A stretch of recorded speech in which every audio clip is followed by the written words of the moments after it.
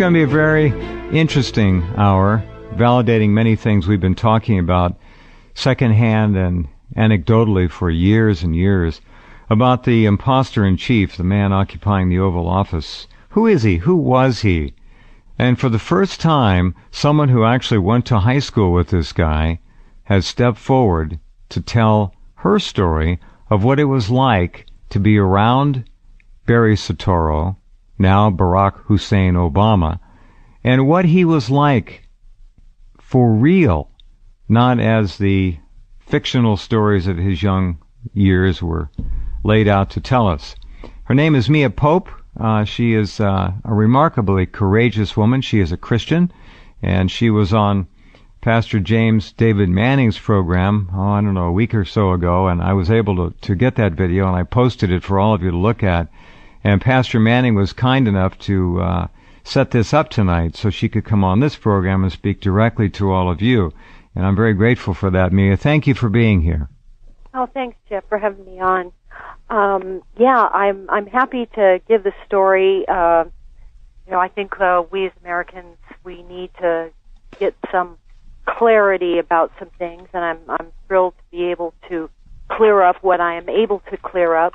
One thing, just to stipulate that I did not attend Punahou with Barry Soetoro. I was a girl in the neighborhood in 77, 78, part of 79, and I only ran across him during the summertime. Sure. When he would be out of school and I would be out of school. Yeah. So, just to be specific about that, because I'm hoping that other people from Punahou and in the neighborhood will pop up and substantiate some of this. So I don't want them to feel like, well, wait a minute, she didn't go to Punahou. But what I meant to say, and I should have been more specific, was that you went to school at the same time in the same neighborhood and knew him that way, and that's fine. And maybe somebody from Punahou will step forward. First of all, let's talk just for fun about Punahou.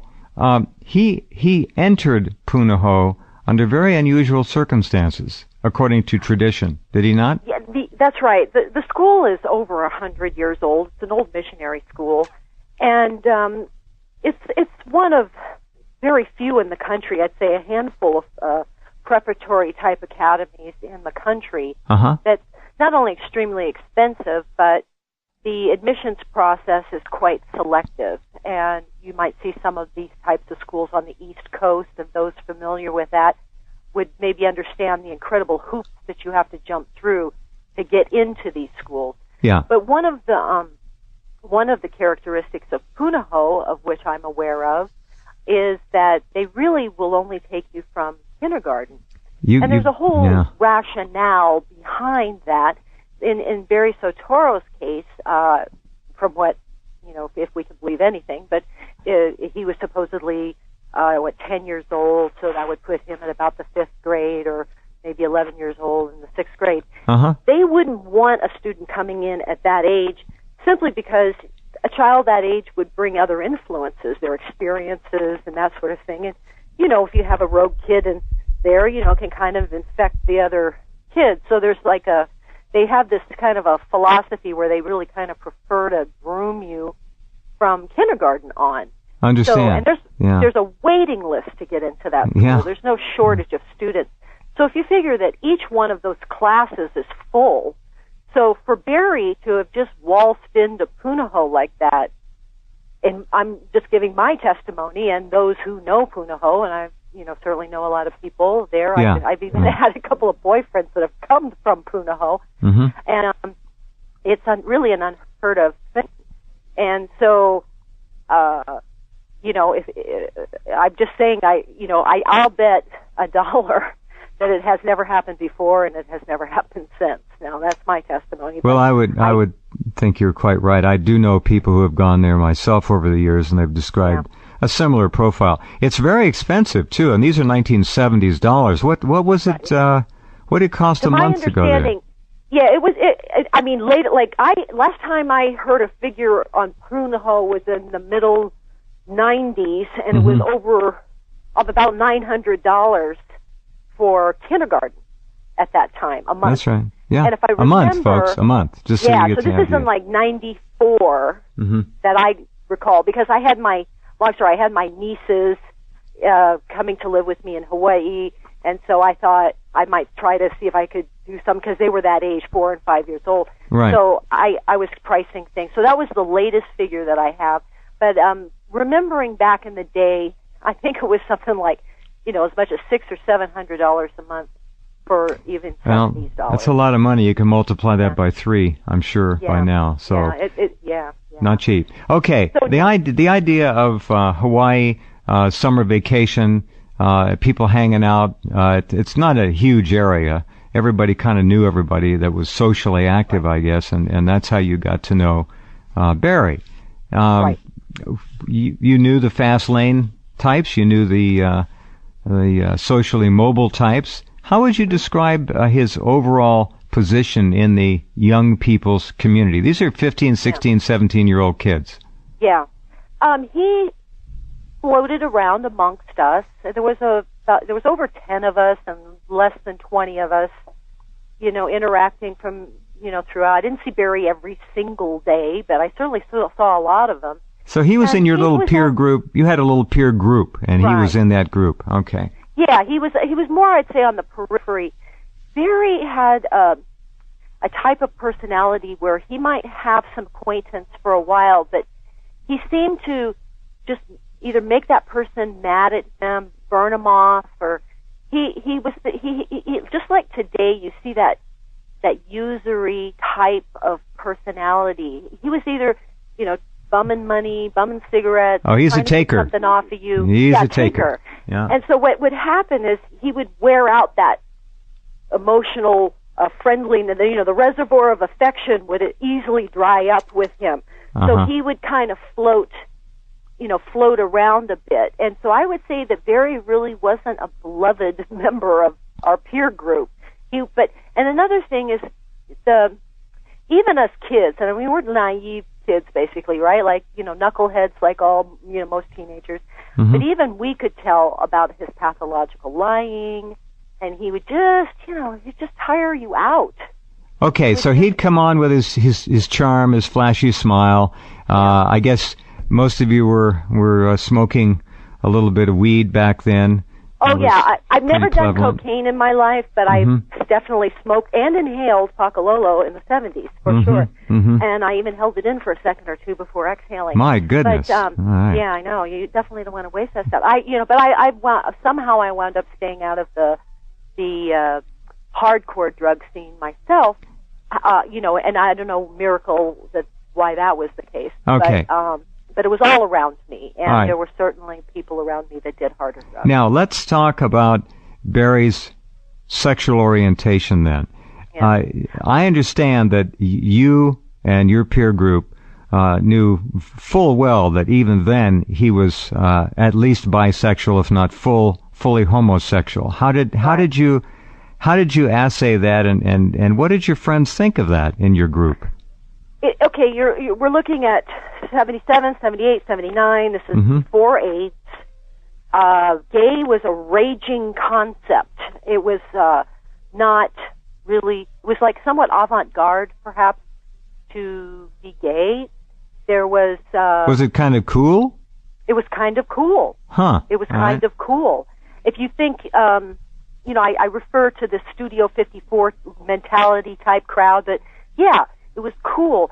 Remember, AIDS is the thing that put the wet blanket on the gay community. Sure did. And that hadn't happened yet. No, it started in 76, 77 in the hepatitis B vaccine program, and that was... Yeah. Okay. And we really didn't see the AIDS on the scene till 80 or 81. That's right. As far as, the diagnosable type, mystery of flu and so forth. But, and then remember that the crack wasn't invented yet, or at least it wasn't in the islands. So no, people were snorting cocaine, but they weren't cooking it and smoking it as crack. That just didn't happen. Didn't happen at that time, right. But there was a thing going on, it was called freebasing. And what they would do is cocaine was in the powder form, and so I guess obviously it's cut with something. Mm-hmm. And so it was a more intense high when they would take some baking soda and a little water and heat it up. And then the baking soda would adhere to whatever the thing was cut with, like lactose or whatever the heck they're cutting the thing with. Yeah. So it would give you like flakes of the actual pure cocaine. That's how you could separate the cut with from the real cocaine. Little and chunks. then they'd stick that in a pipe and smoke it. Mm-hmm. Mm-hmm. Yeah, and that's what Barry seemed to like to do. I'm not saying he never snorted. He may very well have, but I'm just saying. Did you guys see him do this? Yeah, I'll tell you what I did see. I'm going back 36 years, 35 That's okay. years, 34 we understand. years. Yeah. So I'm doing, but I recall Barry's lips used to get really dark.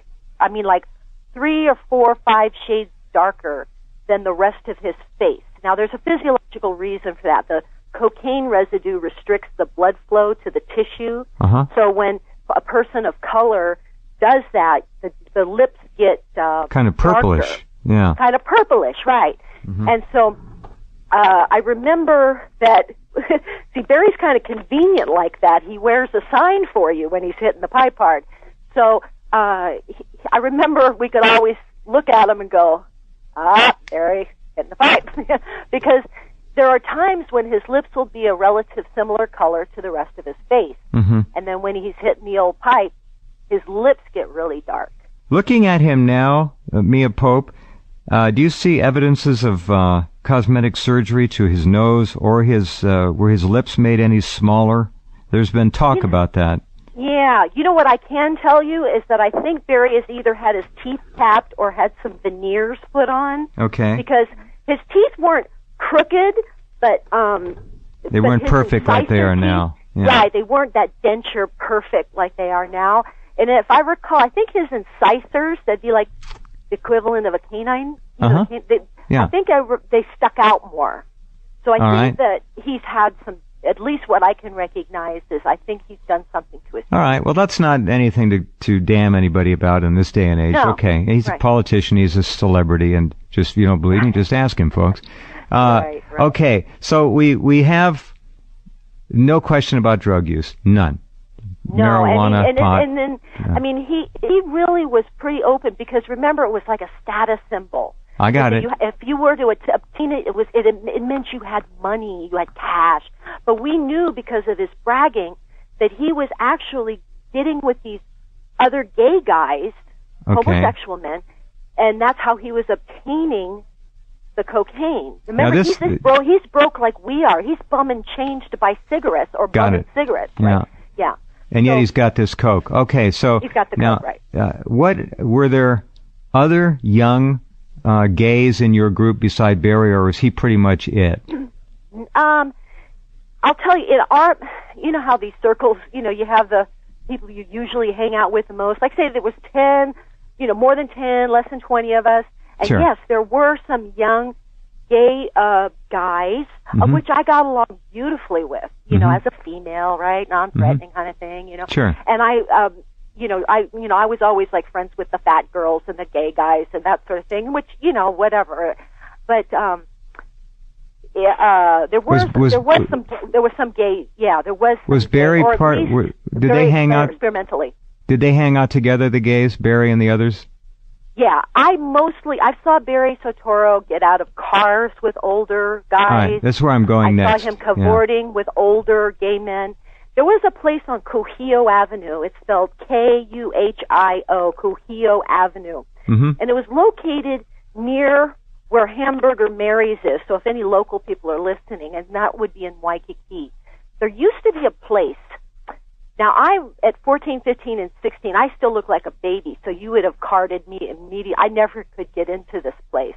Mm-hmm. I don't remember what it's called, but maybe some people from Hawaii can, jog my memory of what this place was called. But anyway, but Barry, he was already like 16, 17, and he would dress up in his little, funky disco, G-stringy looking.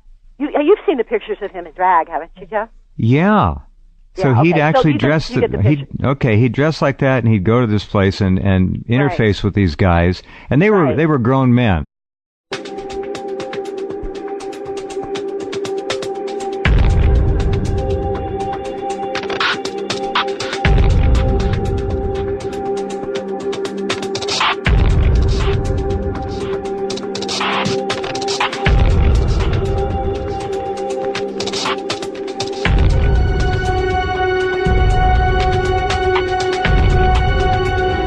going to be a very interesting hour, validating many things we've been talking about secondhand and anecdotally for years and years, about the imposter-in-chief, the man occupying the Oval Office. Who is he? Who was he?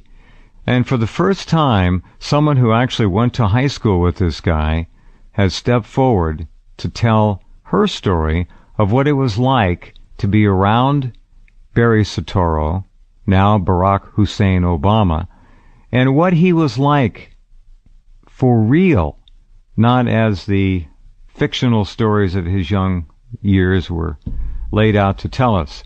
Her name is Mia Pope. She is a remarkably courageous woman. Well, what I meant to say, and I should have been more specific, was that you went to school at the same time in the same neighborhood and knew him that way, and that's fine. And maybe somebody from Punahou will step forward. First of all, let's talk just for fun about Punahou. He entered Punahou under very unusual circumstances, according to tradition. Did he not? Yeah, that's right. The school is over 100 years old. It's an old missionary school, and it's one of very few in the country. I'd say a handful of preparatory type be able to clear up what I am able to clear up. One thing, just to stipulate that I did not attend Punahou with Barry Soetoro.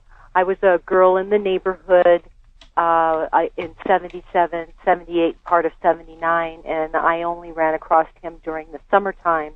Sure. When he would be out of school and I would be out of school. Yeah. So, just to be specific about that, because I'm hoping that other people from Punahou and in the neighborhood will pop up and substantiate some of this.